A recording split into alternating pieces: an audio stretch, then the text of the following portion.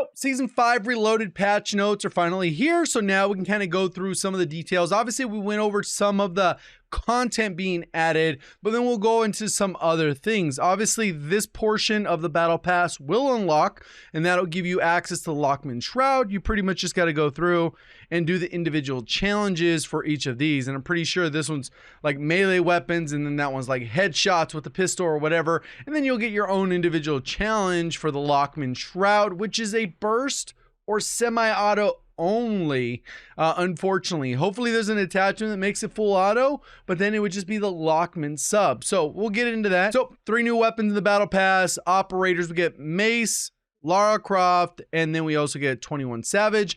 I don't know the specific dates of any of these. I think 21 Savage comes out on the 30th, I think. I'm not 100% sure. All cosmetics. We do have the in-game event to do specific camo challenges for each of the individual weapons. If you do the individual weapon, you're going to get one of these camos. If you do all of the challenges, you should be able to get the other camo, which is pretty straightforward. This is something they've done for several months now and several seasons. So pretty straightforward. Like we've kind of gone accustomed to how those work. And then there's the vehicle camo, which you do the specific challenges with those. And keeping in mind to make this one a little bit easier, if you're going for this one, if it says enemy kills, you can kill enemies within DMZ, which are AI, and then you could also do it on any mode that has AI. So keep that in mind if you want to do those, but you're struggling with maybe one of the challenges for some reason, to expedite that. So weapons, we got the pickaxe. You're going to do the specific challenge for that. Pistol, specific challenge for that. And then we also got the Lockman, Shroud, and then weapon balancing. So FTAC Siege, increase close mid-distance damage range. And so this is specifically only the range, and that is only for multiplayer. So it doesn't impact Warzone.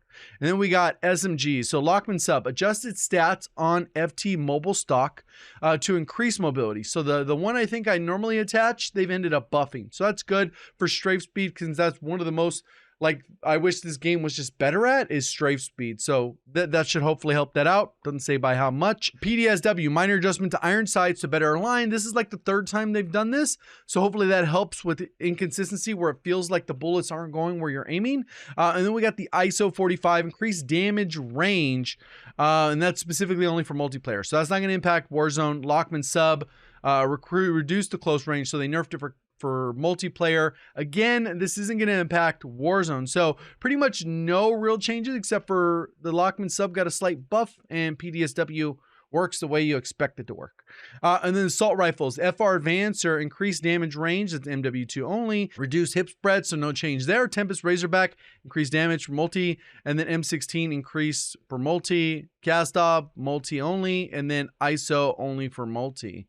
Weird changes. So I'm just going to scroll down. It says battle rifles. Are we going to get another nerf? No Cronin Squall nerf. What's going on? People have been using it for the past 2 or 3 seasons intermittently. Obviously, we had the TAC V kind of come in for a little bit there, but it looks like no changes. Increased damage for multi. Cronin also range, SO range for Lockman 762, also range for MW2 only. Shotguns, a lot of MW2 changes, not really much of a difference here. A Bryson all MW2 and the SAB. Okay, they did speed up the aim down sight and ADS movement speed, which is the strafe speed. Lockwood Mark II also gets improvements to ADS speed and strafe speed. SPR, that's only for MW2. EBR only for MW2. HCR, MW2, RAP. Okay, nothing crazy there. The Karak, they increased the ADS to hipfire spread, increase hipfire movement or hip movement speed. Okay, that's just regular walk speed.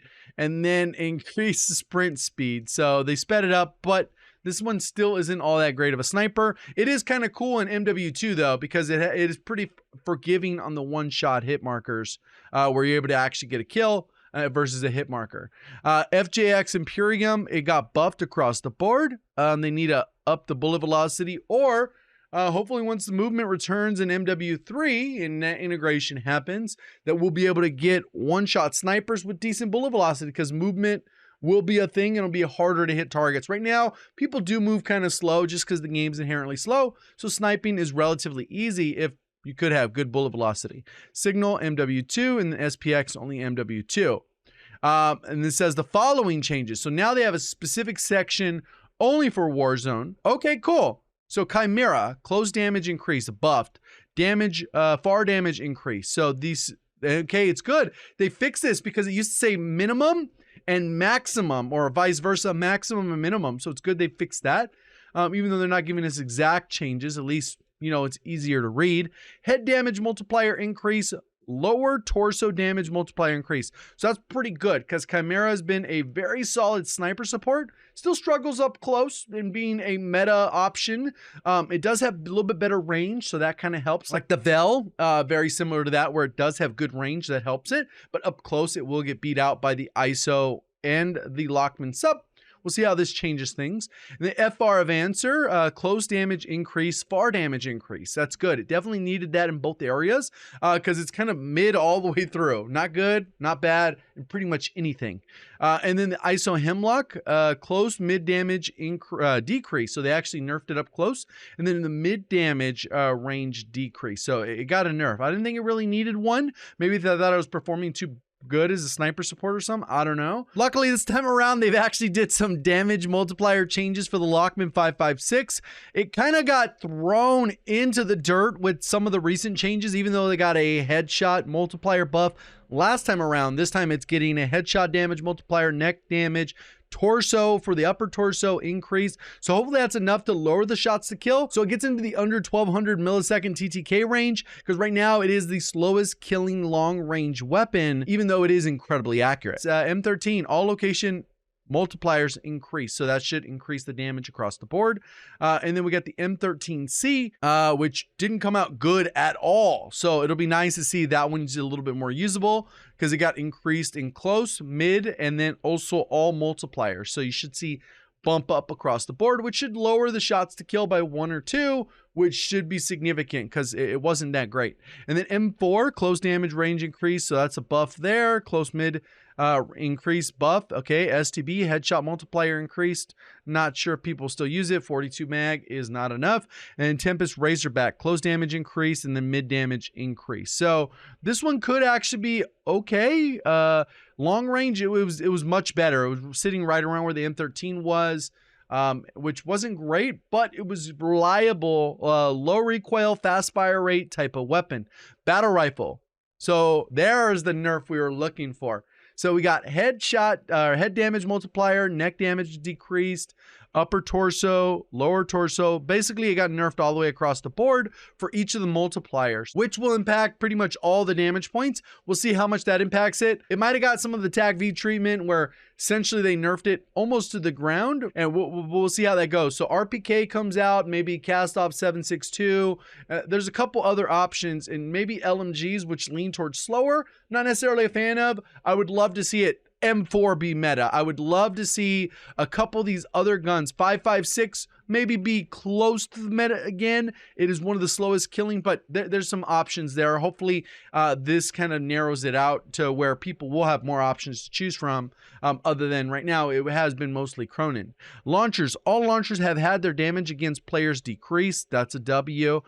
Probably even better when you have the specific perks that will help with that explosive damage. Then we got light machine guns, RPK, close. Oh, so RPK did get nerfed. Holy. 762 coming out hot. I wish it had a bigger mag though. The cast off 762 is so good. And then the Socken, neck damage multiplier decrease, torso damage multiplier decrease, limb damage. There's a lot of changes. Sim will probably take a little bit on these. We'll probably test some in today's stream. So if you want to check that stuff out live as I unlock the new guns and test those, check the link near the top of the description. We'll be doing that stuff live. MK2, all location multiplier increase, so that's a buff. Bryson, lower limb damage multiplier increase, it's buff. Lower limb multiplier increase, buff for 890 and 800.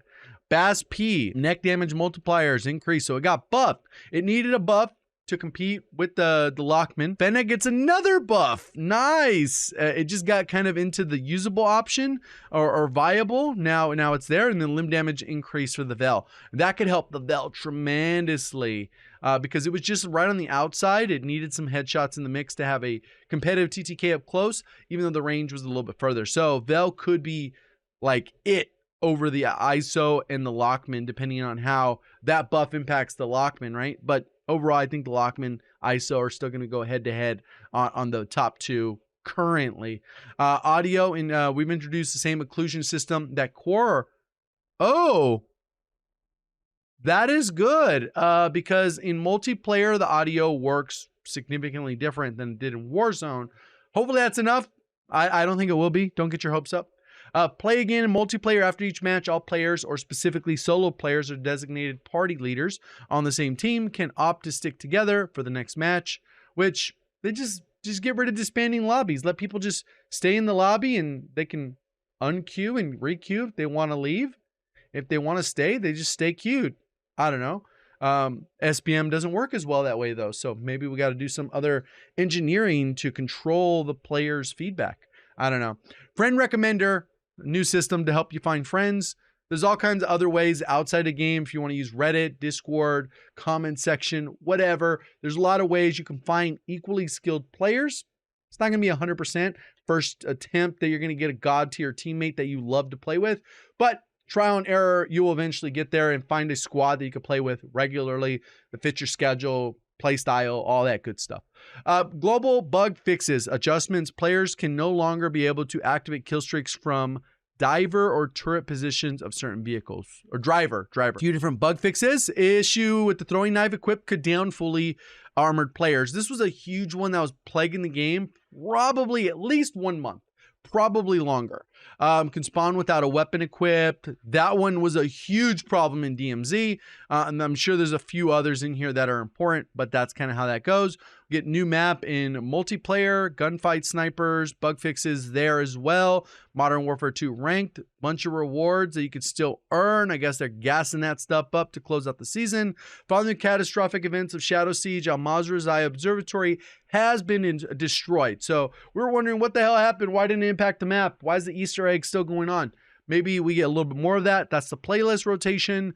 Modes, Armored Battle Royale. Cool, whatever. Balagra Fortress does start today. So if you're a Resurgence player and you want something besides the Sheikah and Vandal, playlist rotation is going to be a problem.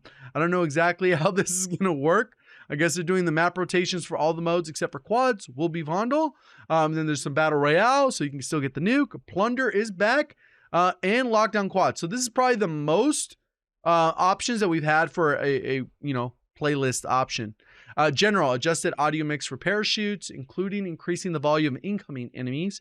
Killing an enemy while performing a trick on a dirt bike will now reward a combo. That's kind of cool. Unnecessary, but cool. Matchmaking improvements, reduce the time it takes for Warzone ranked matches to start once players are in pregame lobby. So that means like when you start, it says 60-second countdown. Maybe they've modified that so it's just 30 seconds and it's able to start a little bit quicker. Match rule set update, restricted weapons, RPG and Strela. Those were already restricted for quite a while. The point system is still the point system.